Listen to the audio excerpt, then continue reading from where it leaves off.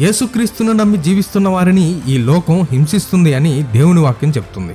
మత్తయి సువార్త 24వ అధ్యాయం 9వ వచనం. అప్పుడు జనులు మిమ్మును శ్రమలు పాలు చేసి చంపెదరు, మీరు నా నామము నిమిత్తము సకల జనుల చేత ద్వేషింపబడుదురు. అనేకులు అభ్యంతరపడి ఒకనినొకడు అప్పగించి ఒకనినొకడు ద్వేషింతురు. చూశారా, ఇవన్నీ ఇలా జరుగుతాయి అని రాయబడింది. అప్పుడు క్రైస్తవులమైన మనం చేయాల్సింది యుద్ధాలు, గొడవలు, పెరేడ్లు, సమ్మెలు, దీక్షలు లేదా రివెంజ్ వీడియోలు కాదు. కేవలం ప్రార్థన అనే పోరాటం.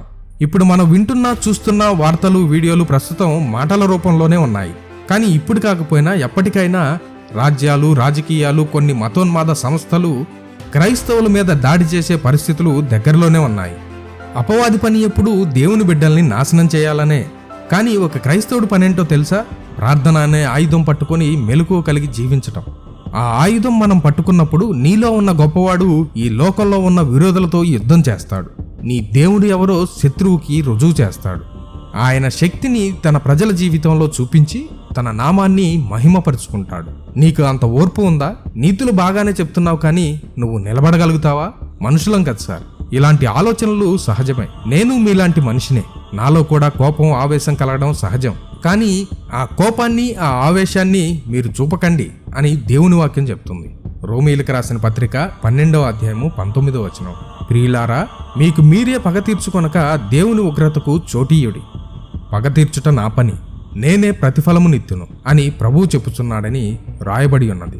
క్రైస్తవుల మీద వస్తున్న హేళనను బట్టి, దాడులను బట్టి, దేవుని సేవకులను అవమానించబడుతున్న సంఘటనలను చూసి కలవరపడకండి. మనకంటే దేవుని రోషం చాలా గొప్పది.